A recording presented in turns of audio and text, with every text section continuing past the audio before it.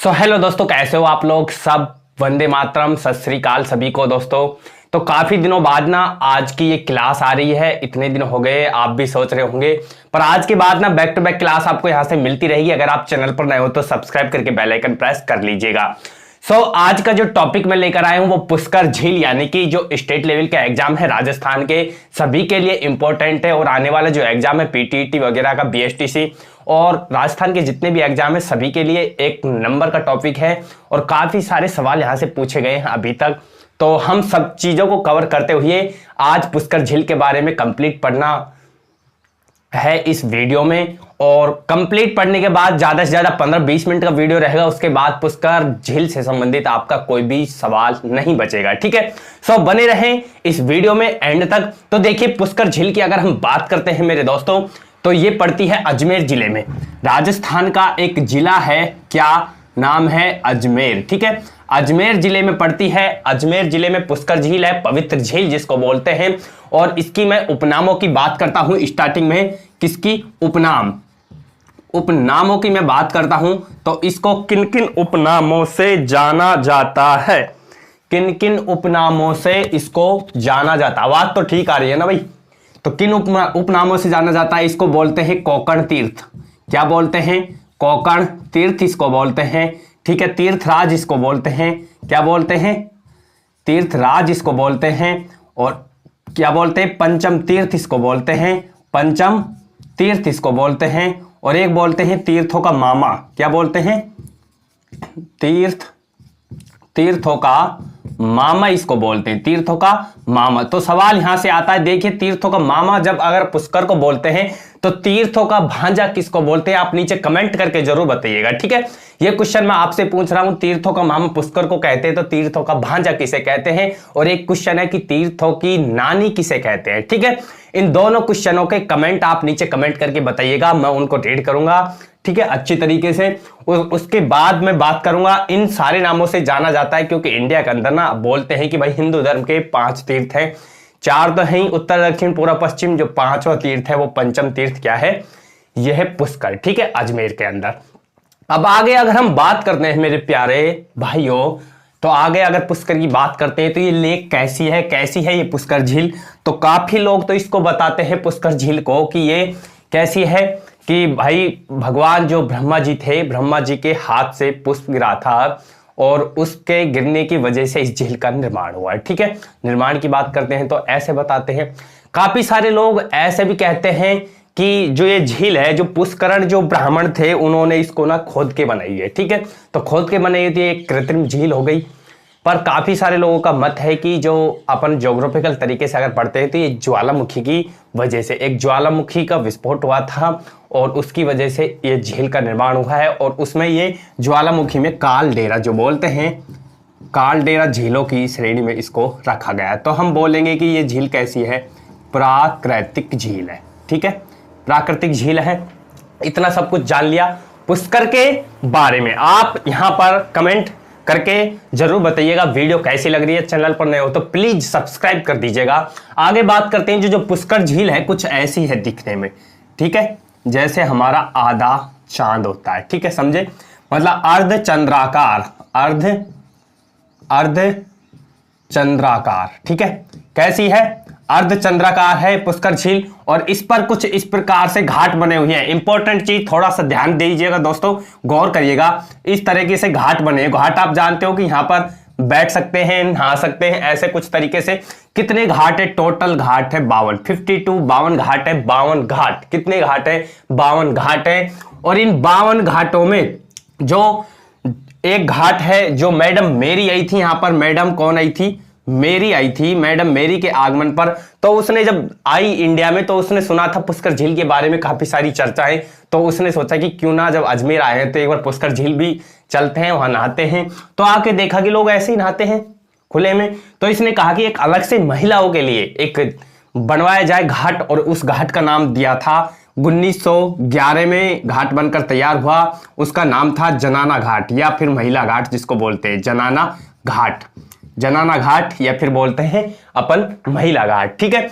जो जनाना घाट है इसी पर बाद में महात्मा गांधी की अस्थियों का विसर्जन किया गया। महात्मा गांधी की जो अस्थियां हैं उनका विसर्जन इसी घाट से किया, इसलिए इसको फिर बोलते हैं गांधी घाट के नाम से भी इसको जानते हैं, गांधी घाट। अब वर्तमान में इसको गांधी घाट के नाम से जानते हैं। ठीक है, कितने घाट है? 52 घाट है। जनाना घाट का निर्माण 1911 में मैडम मेरी जो आई थी यहां पर, तो उसके आगमन पर एक जनाना घाट का निर्माण किया गया और उसका बाद में नाम क्या रख दिया? गांधी घाट। क्या रख दिया दोस्तों? गांधी घाट। अब बोलते हैं जो अटल बिहारी वाजपेयी जी हैं, अटल बिहारी वाजपेयी जी, उनकी भी अस्थियों का विसर्जन इसी झील पर किया गया। तो आप ऐसे ही देख सकते हो कितनी मतलब पवित्र झील है। और जो भगवान श्री राम थे, अपने भगवान श्री राम के जो पिता थे, तो उनकी भी अस्थियों का विसर्जन पुष्कर झील पर किया गया। तो इतनी पवित्र झील राजस्थान की, ये अजमेर में स्थित है। 52 जो घाट है ना दोस्तों, जो 52 घाट है, सबसे जो बड़ा घाट है 52 घाटों में, सबसे बड़ा, सबसे जो बड़ा घाट है, सबसे बड़ा घाट, उसका नाम है जयपुर घाट। जयपुर घाट। अब आप बोलोगे ये घाट कैसा नाम है भाई? सबसे बड़ा है जिसका नाम है जयपुर घाट, और जो सबसे पवित्र है, सबसे पवित्र घाट। देखिए इस व्हाइट बोर्ड पर ना जितनी भी चीजें लिख रहा हूं ना, काम की चीजें लिख रहा हूं, इंपॉर्टेंट नोट कर लिएगा साथ के साथ। ठीक है, नोट करते चलिएगा। अब मैं बोल रहा हूं सबसे पवित्र जो घाट है, ठीक है, वो उसका नाम है गौ घाट। ठीक है, उसका नाम है गौ घाट। यह है सबसे पवित्र घाट, यह है सबसे पवित्र घाट। इसी घाट पर जो अटल बिहारी वाजपेयी जी है उसकी अस्थियों का विसर्जन किया गया। ठीक है, देख लिया। 52 घाट है, 1911 में जनाना घाट बना था, गौ घाट है, और जयपुर घाट सबसे बड़ा है। तो ये 52 घाट कंप्लीट हो गए। इसके बाद अगर हम आगे बात करते हैं, आगे अगर हम बात करते हैं तो इस पर एक ब्रह्मा जी का मंदिर है। किसका मंदिर है? एक है ब्रह्मा जी का मंदिर, ब्रह्मा जी का मंदिर। ठीक है, दूसरा मंदिर है सावित्री माता का मंदिर। किसका? सावित्री माता का मंदिर। ठीक है, यह है जो रत्नागिरी की पहाड़ी पर है, रत्नागिरी पहाड़ी पर स्थित है सावित्री माता का मंदिर। और यहां पर एक रोपवे बना हुआ है। रोपवे आप जानते हो ना, रोपवे किसे कहते हैं? यानी कि ये पहाड़ है और ये हम पहाड़ के नीचे हैं, तो यहां से पहाड़ पर जाने के लिए जो रास्ता बनाया जाता है, एक तो रास्ता कि जहां पर ट्रैफिक जा सकता है, एक ऐसा कि भाई सीढ़ियों का हो सकता है, और जो रोपवे वाला रास्ता है जो तारों के माध्यम से, समझ रहे हो, जो अपने लाइट के तार होते हैं, इस प्रकार से बड़े बड़े तारों के जो लैंगदे वगैरह होते हैं उनका प्रयोग किया जाता है, और उनसे एक ट्रॉली टाइप में, उसमें 4-5 लोग बैठ सकते हैं, ट्रॉली के माध्यम से सीधा पहुंच जाते हैं। यानी कि कोई मार्ग जैसे घूमकर हम आएंगे, पहाड़ पर चढ़ेंगे तो लगभग 3-4 घंटे लग जाएंगे, परंतु उस रोपवे के माध्यम से 10 या 15 मिनट के अंदर वहां पर पहुंचा जा सकता है। ऐसा रोपवे बनाया गया है। तो पहला रोपवे राजस्थान का। सारी चीजें इंपॉर्टेंट बोलता हूं, आपको पता है कि क्लास फालतू में नहीं चलती, जितनी भी चलती है 15-20 मिनट एकदम एक्यूरेट तरीके से। तो आप देखिएगा, सारी चीजों को नोट करते चलिएगा। जो पहला रोपवे है राजस्थान का वो है सुंधा माता। सुंधा माता कहां पर? जालोर। कहां पर? जालोर में। ठीक है, जालोर में सुंधा माता के मंदिर पर रोपवे है। दूसरा रोपवे है जो है उदयपुर में। देखिएगा, कंप्लीट कभी रोपवे की स्पेशल वीडियो लेकर आएंगे। दूसरा उदयपुर में है, और तीसरा जो रोपवे है वो है सावित्री माता का मंदिर, जो रत्नागिरी पहाड़ी पर है, पुष्कर झील के पास में ही। तो वहां पर है तीसरा रोपवे राजस्थान का। ये पूछ सकता है कि पहला रोपवे तो सुंधा माता जालोर, ये तो नॉर्मल हो गया, सबको पता है, परंतु राजस्थान का तीसरा रोपवे कहां लगा हुआ है? तो सावित्री माता जी के मंदिर में। कहां पर? पुष्कर अजमेर में। पुष्कर अजमेर में। लोग बाग बताते हैं कि यहां पर विश्वामित्र जी ने, नेक्स्ट देखिए, जो विश्वामित्र जी थे, विश्वामित्र जी ने यहां पर तपस्या की थी। समझ रहे हो? तपस्या की थी विश्वामित्र जी ने। तो क्या हुआ, देवताओं को थोड़ा अच्छा नहीं लगा कि भाई जब तपस्या कर रहा है तो बड़ा ज्ञान प्राप्त कर लेगा, कुछ हो जाएगा हमारे लिए अनर्थ। तो उन्होंने मेनका को भेजा। किसको भेजा? मेनका को। मेनका ने लगाए 2-4 ठुमके और तपस्या क्या कर दी? भंग कर दी। जब तपस्या भंग कर दी तो विश्वामित्र जी ने मेनका से कर ली शादी। क्या कर ली? शादी। जब मेनका से शादी हो गई तो इनके एक पुत्री हुई। कौन हुई? पुत्री। ठीक है, तो मम्मी, ठीक है, तो कौन हुई थी? पुत्री पैदा हुई थी इनके। कोई आवाज दे रहा है, मैं 1 सेकंड के लिए जाता हूं भाई।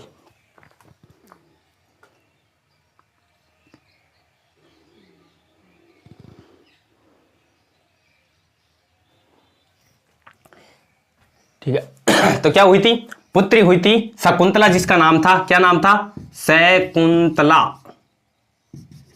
देखिए इंपॉर्टेंट चीज यहां से, जो शकुंतला इन्होंने जन्म दिया शकुंतला नामक पुत्री को, फिर मेनका कुछ दिन और रही थी, उसके बाद मेनका वापस से अपने लोक को चली गई, क्योंकि अपन जिस लोक में रहते हैं ये क्या है कि मृत्यु लोक है, यहां पर जो आया है वो तो जाएगा, ठीक है, मरने के लिए ही आता है मेरे भाई सब कुछ तरीके से। तो उसके बाद शकुंतला नामक पुत्री हुई, तो इसको फिर दुष्यंत मिलता है शकुंतला को, और दुष्यंत के साथ शादी हो जाती है, दुष्यंत के साथ शादी हो जाती है इसकी, किसकी, शकुंतला की राजा दुष्यंत के साथ शादी हो जाती है। तो यहां पर एक ग्रंथ लिखा था अभिज्ञान शाकुंतलम, क्या नाम है, अभिज्ञान शाकुंतलम। ये किसने लिखा था, ये चीज है मैन, ये किसने लिखा था, कालिदास ने, किसने, कालिदास ने। जो अभिज्ञान शाकुंतलम है, जो इन्हीं की कहानी है शकुंतला और राजा दुष्यंत की, ठीक है, राजा दुष्यंत की, क्योंकि बहुत बड़ी स्टोरी है, एक टॉप लव स्टोरी जिसको बोलते हैं ना, वो है ये एक अच्छी लव स्टोरी। कभी अगर मौका मिले ना पढ़ने का तो पढ़ सकते हो, ऐसी कोई बात नहीं। तो बात है ये कि अभिज्ञान शाकुंतलम है जो कालिदास ने लिखी थी, वो इसी पुष्कर झील पर लिखी थी। ये है चीज इंपॉर्टेंट, जो अभिज्ञान शाकुंतलम जो लिखी गई थी कालिदास के द्वारा, वो लिखी गई थी पुष्कर झील पर, ठीक है, ये चीज ही थी टॉप, यहां तक लेकर आना चाहता था मैं आपको, ठीक है। वीडियो चल रहा है भाई अच्छी तरीके से, ओके भाई, बिल्कुल सही चल रहा है, ठीक है। तो अभिज्ञान शाकुंतलम कालिदास जी ने यही लिखी थी। और एक चीज कहते हैं, महाभारत का नाम सुना होगा मेरे प्यारे भाइयों, क्या, महाभारत, महाभारत जिसके रचयिता कौन है, महाभारत का युद्ध कुरुक्षेत्र हरियाणा के अंदर 18 दिनों तक चला था भाई, कौन भूल सकता है इसको, कौरवों और पांडवों के बीच। तो जो महाभारत ग्रंथ लिखा गया था, किसने लिखा था, वेद व्यास जी ने, वेद व्यास जी ने, वो इसी पुष्कर झील पर बैठकर लिखा था। देखिए अब तुम, कितनी पवित्र झील है, क्या कुछ नहीं हुआ था पुष्कर पर, पुष्कर झील के किनारे बैठकर महाभारत वेद व्यास जी ने यहीं पर लिखा था। और एक है सिखों के जो गुरु गोविंद देव जी हैं, उन्होंने अपना गुरु ग्रंथ साहिब है उसका पाठ किया था, किसने, गुरु गोविंद जी ने, गुरु गोविंद जी ने, जो सिखों का एक ग्रंथ होता है, वो ग्रंथ है गुरु ग्रंथ साहिब, उसका पाठ किया था पुष्कर झील पर, पुष्कर झील पर पाठ किया था। अब बताओ क्या कुछ नहीं चल रहा है पुष्कर झील पर, कितनी अच्छी चीजें हैं। अब बोलते हैं भाई इतना सब कुछ पुष्कर झील, तो इतनी पवित्र झील है, तो बात करते हैं ये क्या है कि इतनी पवित्र है, इतने सारे लोग यहां पर आ रहे हैं, तो भाई प्रदूषित तो होगी, ठीक है। सबसे ज्यादा प्रदूषित झील है, सबसे ज्यादा प्रदूषित झील है, सबसे ज्यादा प्रदूषित झील है 1997-98 में एक बार कनाडा के सहयोग से इस पर सफाई अभियान चलाया गया। फिलहाल भी सफाई अभियान चल रहा है कनाडा के सहयोग से। इतनी प्रदूषित झील है कि कनाडा जैसे देश इसको साफ करने में लगे हुए हैं, ठीक है। और बात करते हैं पुष्कर झील की, तो यहां पर एक मेला लगता है कार्तिक पूर्णिमा को। कब लगता है भाई, कार्तिक पूर्णिमा को, कार्तिक पूर्णिमा को मेला लगता है पुष्कर झील पर। ध्यान रखिएगा, इंपॉर्टेंट चीज है, कार्तिक पूर्णिमा को मेला लगता है पुष्कर झील पर। कब मेला लगता है पुष्कर झील पर कार्तिक पूर्णिमा को? कौन आयोजित करता है? पर्यटन विभाग, पर्यटन विभाग द्वारा आयोजित किया जाता है। राजस्थान का सबसे रंगीन मेला, राजस्थान का सबसे रंगीन मेला, कैसा मेला है? सबसे रंगीन मेला, राजस्थान का सबसे रंगीन मेला, क्योंकि इसमें देशी ही नहीं विदेशी पर्यटक भी काफी मात्रा में यहां पर होते हैं इस मेले के टाइम। कब लगता है? कार्तिक पूर्णिमा को यह मेला लगता है, पर्यटन विभाग द्वारा आयोजित किया जाता है, ठीक है। और कार्तिक पूर्णिमा को मेला लगता है, रंगीन मेला है, राजस्थान का सबसे रंगीन मेला है। और यहां पर दीपदान, किसका? दीपदान, दीपदान की प्रक्रिया है यहां पर। एक चीज देखिएगा, इंपॉर्टेंट क्वेश्चन 2 बार आया हुआ है ये, क्योंकि दीपदान महोत्सव मनाया जाता है। जो दीपदान की प्रक्रिया है वो किस झील से संबंधित है ऐसे, तो उसमें एक बार पुष्कर दिया हुआ था और एक बार कोलायत, कोलायत दिया हुआ था जब पुष्कर नहीं दिया, यानी कि दोनों ही जगह पर एक बार ऑप्शन देके फिर एक ऑप्शन था उसमें पुष्कर, तो पुष्कर ठीक है। एक बार पुष्कर नहीं था और 4 ऑप्शन अलग अलग थे, उनमें थे कोलायत, तो कोलायत भी। जो कोलायत झील है बीकानेर में, कपिल मुनि का वहां पर आश्रम है, तो वहां पर भी दीपदान प्रक्रिया होती है। तो एक होती है कोलायत झील के अंदर और एक होती है पुष्कर झील के अंदर, ठीक है। ये प्रक्रिया दीपदान की, ठीक है, दीपदान की प्रक्रिया पुष्कर झील और कोलायत झील दोनों पर होती है, ध्यान रखिएगा, इंपॉर्टेंट क्वेश्चन है। और ये हुई पुष्कर झील से संबंधित सारी बातें कंप्लीट। जो कोई भी डाउट हो तो आप नीचे कमेंट करके जरूर बताइएगा। अगर आप चैनल पर नए हो तो प्लीज चैनल को सब्सक्राइब करके बेल आइकन प्रेस कर दीजिएगा। रोज कंटिन्यू ऐसी वीडियो आपको मिलती रहेगी।